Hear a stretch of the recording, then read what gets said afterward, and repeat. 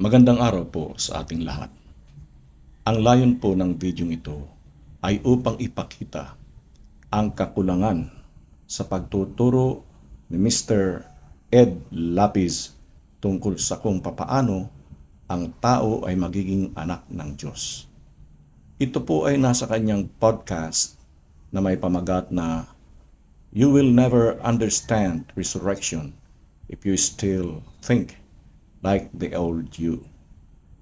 Ang mga comments ko po ay ayon sa natutuhan ko sa pakikinig ko kay kapatid na Elis Soriano at kapatid na Daniel Razon ng MCGI. Pakinggan na po natin si Mr. Lapis. John 1:12-13, yet to all who did receive him, to those who believed in his name, he gave the right to become children of God. Paano nagiging anak ng Diyos? Paano nagiging ama ang ama ni Jesus? Paniwalaan si Jesus. Tanggapin siya. Tanggapin ang kanyang katuruan. Tanggapin ang kanyang karunungan at kaliwanagan. At pag yan ay ginawa mo, something happens. And to all, the door to the family of the Most High was opened by and through faith in Jesus.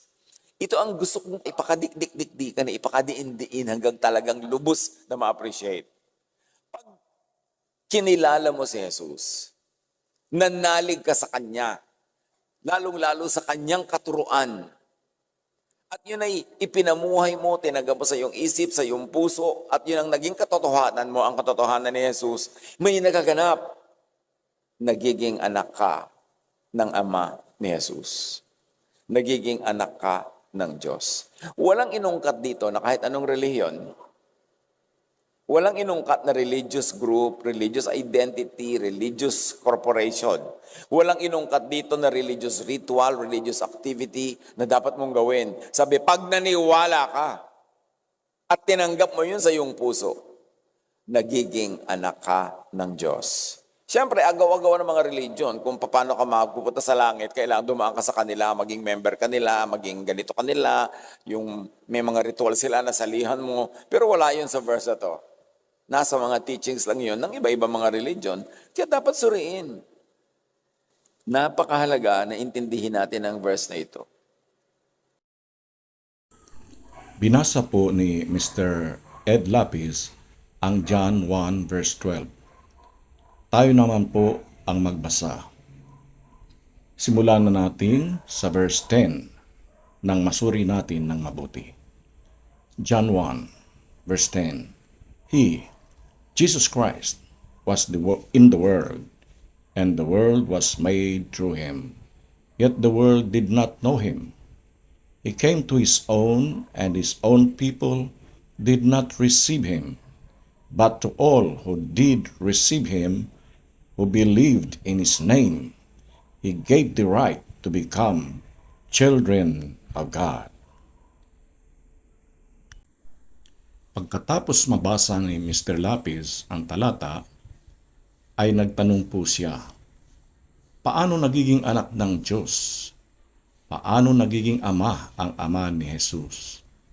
Sagot po niya, paniwalaan si Jesus, tanggapin siya, tanggapin ang kanyang katuruan, tanggapin ang kanyang karunungan at kaliwanagan. Dagdag pa po niya na pag kinilala mo si Jesus at nanalig ka sa Kanya, lalong-lalo na sa Kanyang katuruan, at yun ay ipinamuhay mo at tinanggap mo sa iyong isip at sa iyong puso, at yun ang naging katotohanan mo, ang katotohanan ni Jesus ay magiging anak ka ng Ama ni Jesus, nagiging anak ka ng Diyos. Then, sa huli, sinabi po niya na sa pagiging anak ng Diyos, sa binasa niyang talata, ay walang naungkat na anumang relihiyon. Para sa kanya, walang kinalaman ang relihiyon sa proseso kung paano magiging anak ng Diyos ang tao. Maaaring tama po si Mr. Lapis kung John 1 verse 12 lang ang itinuro ng Panginoong Hesukristo. Pero ang dami po niyang itinuro sa kanyang mga alagad. Kasama po ang relihiyon sa mga itinuro ng Panginoong Hesukristo. Ang sabi po ni Mr. Lapis, isa sa mga paraan upang maging anak ng Diyos ay kailangang tanggapin ang katuruan ng Panginoong Hesukristo. Kasama po ang relihiyon sa katuruan niya. Sa makatwid, kasama ang relihiyon sa proseso. Magbasa po tayo sa Biblia ng katunayan. Eksena po ito kung saan nag-iwan ng instructions ang Panginoong Hesukristo sa kanyang mga alagad. Mateo 28:16-20. Datapwat nagsiparoon ang 11 alagad sa Galilea, sa bundok na sa kanila'y itinuro ni Jesus. At nang siya'y kanilang makita, ay kanilang sinamba siya. Datapwat ang ilan ay nangag-alinlangan. At lumapit si Jesus sa kanila, at sila'y kanyang kinausap na sinasabi, ang lahat ng kapamahalaan sa langit at sa ibabaw ng lupa ay naibigay na sa akin. Dahil dito, magsiyaon nga kayo at gumawa kayo ng mga alagad sa lahat ng bansa, na sila'y inyong bautismuhan sa pangalan ng Ama at ng Anak at ng Espiritu Santo, na ituro ninyo sa kanila na kanilang ganapin ang lahat ng mga bagay na iniutos ko sa inyo, at narito, ako'y sumasa inyong palagi hanggang sa katapusan ng panahon. Sa verse 20, sabi po ng Panginoong Hesukristo sa mga alagad, ituro ninyo sa kanila, sa mga magiging bagong alagad, na kanilang ganapin ang lahat ng mga bagay na iniutos ko sa inyo. Isa po sa mga iniutos ng Panginoong Hesukristo ang pagkakaroon ng tamang relihiyon. Basa po tayo. Santiago 1:26-27. Kung ang sinuman ay nag-iisip na siya'y relihiyoso, samantalang hindi pinipigil ang kanyang dila, kundi dinadaya ang kanyang puso, ang relihiyon ng taong ito ay walang kabuluhan. Ang dalisay na relihiyon at walang dungis sa harapan ng ating Diyos at Ama ay ito: dalawin ang mga ulila at mga babaeng bao sa kanilang kapighatian. Charity po yan. At pag-ingatang walang dungis kanyang sarili sa sanglibutan. Yan naman po ay holiness. Charity at holiness, yan po ang pinakabuod ng dalisay na relihiyon. Kasama po yan sa dapat ganapin ng alagad ng Panginoong Hesukristo.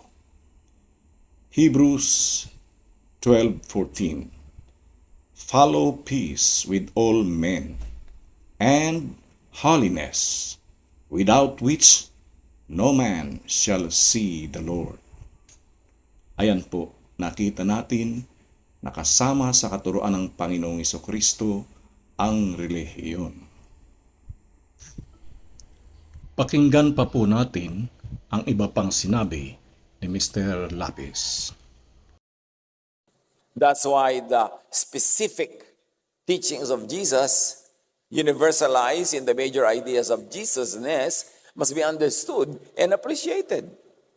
Nakulong ba si Jesus sa isang specific sekta o relihiyon?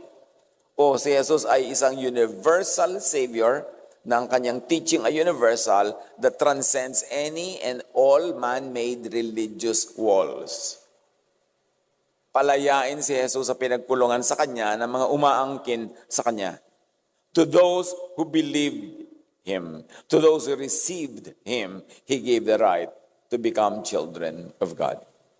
Ang tanong lang natin sa atin mga kapatid, personal lang yan, ako ba'y talagang naniwala na kay Jesus? Ano ba tungkol sa kay Jesus ang dapat paniwalaan? Ano ba sa katuruan niya ang dapat paniwalaan natin sa buhay? At kung yan ay nagawa ko na, di anak ako ng Diyos. Ang Diyos ang nakakaalam more than anybody. Sabi po niya, nakulong ba si Jesus sa isang specific sekta o relihiyon? Si Jesus ay universal Savior. Basahin po natin ang nakasulat sa Biblia kung nakulong ba si Jesus sa isang sekta o relihiyon. Si Jesucristo po ay isang pastor ng mga tupa ng Diyos. 1 Gs 15:16. Gaya ng pagkakilala sa akin ng Ama at nang sa Ama ay pagkakilala ko at ibinibigay ko ang aking buhay dahil sa mga tupa. At mayroon akong ibang mga tupa na hindi sa kulungang ito. Sila'y kailangan din namang dalin ko at kanilang diringgin ang aking tinig at sila'y magiging isang kawan at magkakaroon ng isang pastor. Ang kawan po ng mga tupa ang nakakulong sa isang kulungan na kung saan ang pastor ay ang Panginoong Hesukristo. Isa lang po ang kulungan. Ang mga tupa pong nasa labas pa ng kulungan ay isasama niya sa mga tupang nasa kulungan na. Ang mga tupa po ay nagrerepresenta ng mga alagad ng Panginoong Hesukristo. Mababasa po yan sa Mateo 25:32 hanggang 33. Ang pastor po ay hindi nakakulong. Kaya mali po ang tanong na nakulong ba si Jesus sa isang specific sekta o relihiyon? Mali pong tanong yan. Tungkol po sa tinutukoy ni Mr. Lapis na sekta o relihiyon, nagtayo po ang Diyos ng isa lamang iglesia sa pamamagitan ng Panginoong Hesukristo. Basahin natin ang Mateo 16:18. At sinasabi ko naman sa iyo na ikaw ay Pedro, at sa ibabaw ng batong ito ay tatayo ko ang aking iglesia, at ang mga pintuan ng Hades ay hindi magsisipanaig laban sa kanya. Ang tanong po, lahat ba ng iglesia ngayon ay itinayo ng Ama at ng Panginoong Hesukristo? Umiiral pa ba ang iglesyang itinayo ng mag-amang Diyos? Nagtayo po ang Diyos ng iglesia at hindi ito madadaig ng mga kaaway sapagkat si Hesukristo ang ulo ng iglesia o katawan. Basahin po natin ang Kolosas 1:18. At siya, si Hesukristo, ang ulo ng katawan sa makatuwid bagay ng iglesia na siya ang pasimula, ang panganay sa mga patay, upang sa lahat ng mga bagay ay magkaroon siya ng kadakilaan. Iisa lang po ang katawan o iglesia. Basahin po natin ang Efeso 4:4. May isang katawan o iglesia at isang espiritu, gaya naman ng pagkatawag sa inyo sa isang pag-asa ng pagtawag sa inyo. Hanggang sa magpakailanman ay iiral po ang iglesyang itinayo ng Diyos. Basa po tayo. Efeso 3:10 hanggang 12. Upang ngayon sa pamamagitan ng iglesia ay maipakikilala sa mga pamunuan at sa mga kapangyarihan sa sangkalangitan ang kapuspusan ng sari-saring karunungan ng Diyos, ayon sa panukalang walang hanggan na ipinanukala kay Kristo Jesus na Panginoon natin, na sa Kanya'y mayroon tayong lakas ng loob at pagpasok na may pag-asa sa pamamagitan ng ating pananampalataya sa Kanya. Ang tawag po sa isang katawan o iglesia na itinayo ng Diyos ay Iglesia ng Diyos. Yan din po ang bahay ng Diyos. Basahin po natin ang unang Timoteo 3:15. Ngunit kung ako'y magluwat ng mahabang panahon, ay upang maalaman mo kung paano ang dapat sa mga tao na ugaliin nila sa bahay ng Diyos, na siyang Iglesia ng Diyos na buhay at haligi at saligan ng katotohanan. Ang dalisay na relihiyon ay ginaganap po yan sa loob ng iglesia o bahay ng Diyos. Ang kautusan ng Panginoong Jesucristo ay ginaganap po yan ng mga nagpapasakop sa Kanya o nasa ilalim ng Kanyang kautusan. Galacia 6:2. Magtulong-tulong kayo sa pagdadala ng pasanin ng isa't isa at sa gayon ninyo matutupad ang kautusan ni Kristo. Ngayon ay nalalaman natin na ang anumang sinasabi ng kautusan, yaon ay sinasabi sa nangasa ilalim ng kautusan, upang matikom ang bawat bibig at ang buong sanglibutan ay mapa sa ilalim ng hatol ng Diyos. Ayan po, nakita natin na may isang iglesyang itinayo ang Diyos sa pamamagitan ng Panginoong Jesucristo, kung saan ang kautusan ni Kristo ang ipinapatupad. Sabi po ni Mr. Lapis, si Jesucristo ay Universal Savior. Hindi po ganyan ang mababasa sa Biblia. Siya po ay tagapagligtas o Savior ng katawan o iglesia. Basahin po natin ang Efeso 5:23. Sapagkat ang lalaki ay pangulo ng kanyang asawa, gaya naman ni Kristo na pangulo ng iglesia, na siya rin ang tagapagligtas ng katawan. Kung ikaw po ay anak ng Diyos o anak ng Ama ni Jesus, dapat po ay nasa bahay ka ng Diyos o nasa loob ka ng iglesyang itinayo ng Ama at ng Panginoong Hesukristo. Papaano po mangyayari na ang tao ay makatira o makapasok sa bahay ng Diyos o iglesia ng Diyos? May paraan bang itinuro ang Panginoong Hesukristo? Basahin po natin ang Efeso 3:6, na ang mga hintil ay mga tagapagmana at mga kasangkap ng katawan at mga may bahagi sa pangako na kay Kristo Jesus sa pamamagitan ng Ebanghelyo. Ang mga hentil po ay mga taong hindi Israelites. Tayo pong mga Pilipino ay kabilang sa mga hentil. Maari po tayong maging kasangkap ng katawan o member ng iglesia kung tatanggapin natin at isasabuhay ang Ebanghelyo. Ano po ang Ebanghelyo? Basa po tayo. Roma 1:16.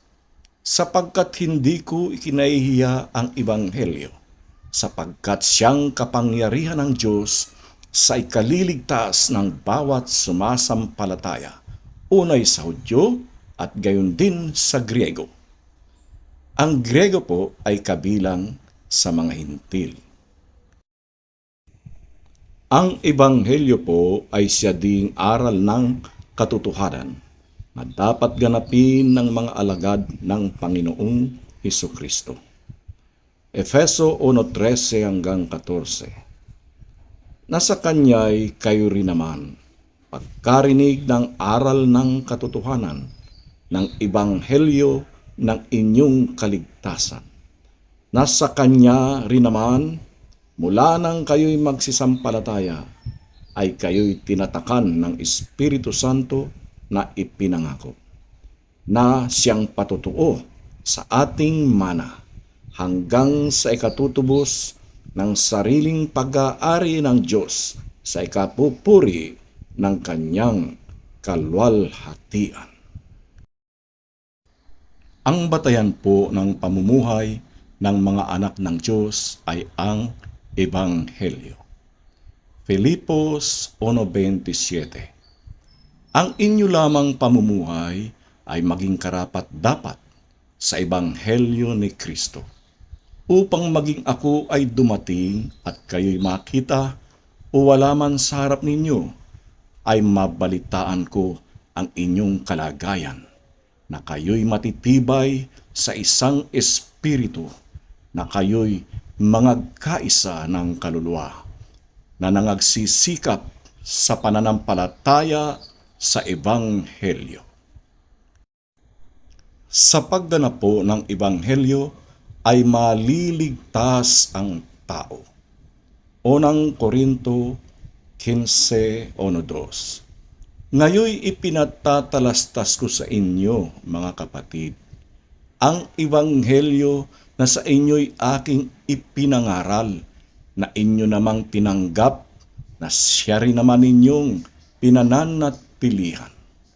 Sa pamamagitan naman ito'y ligtas kayo, kung matyaga ninyong iingatan ang salitang ipinangaral ko sa inyo, maliban na kung kayo'y nagsisampalataya ng walang kabuluhan. Ang Ebanghelyo ng Diyos ay regular o patuloy pong itinuturo ng MCGI, Members Church of God International, sa ginaganap nitong mass indoctrination, kung saan welcome po ang sinumang interesado. Libre po ito. Walang anumang bayad o contribution. Kung ikaw po ay anak ng Diyos o anak ng Ama ni Jesus, dapat po kung saan nandoon si Jesus ay dumuon ka rin. Juan 12:26. Kung ang sinumang tao'y naglilingkod sa akin, ay sumunod sa akin. At kung saan ako naroroon, ay doon naman doroon ang lingkod ko. Kung ang sinumang tao'y maglilingkod sa akin, ay siya'y pararangalan ng Ama. Si Jesucristo po ay nasa iglesia o bahay ng Diyos, sapagkat siya po ang puno sa bahay ng Diyos. Hebreo 3:6. Datapwat si Kristo, gaya ng anak, ay puno sa bahay niya, na ang bahay niya ay tayo, kung ating ingatang matibay ang ating pagkakatiwala at pagmamapuri sa pag-asa natin hanggang sa katapusan.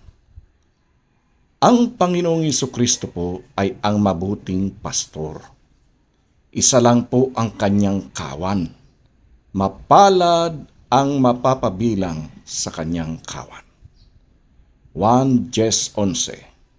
Ako ang mabuting pastor. Ibinibigay ng mabuting pastor ang kanyang buhay dahil sa mga tupa.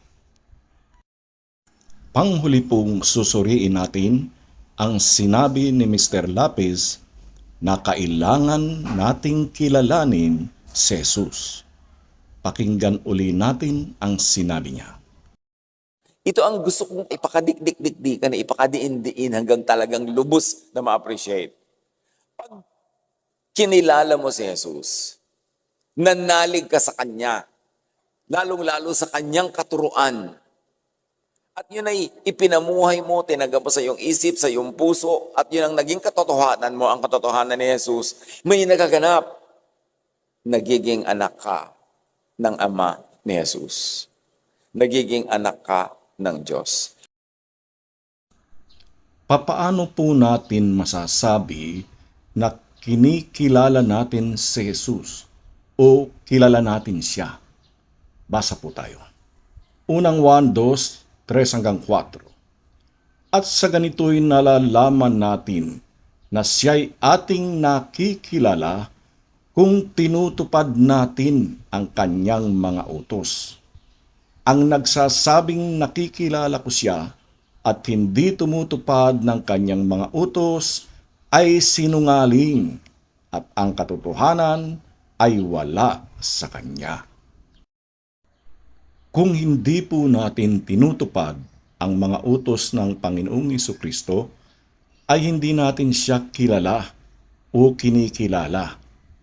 Kung sasabihin natin kilala natin siya, pero hindi naman natin tinutupad ang mga utos niya, ay sinungaling po tayo. Papaano po magiging anak ng Diyos ang sinungaling? Kasama po ang mga sinungaling sa mga mapapahamak. Nakasulat po yan sa Apokalipsis 21:8. Sana po sa awa ng Diyos ay maliwanagan ang mga nakinig at nakabasa. Apokalipsis 1:3. Mapalad ang bumabasa at ang nakikinig ng mga salita ng hula at tumutupad ng mga bagay na nangasusulat doon, sapagkat ang panahoy malapit na. Sa Diyos ang lahat ng karangalan at ang pinakamataas na kapurihan, magpakailan-kailanman. Amen. Salamat po sa Diyos.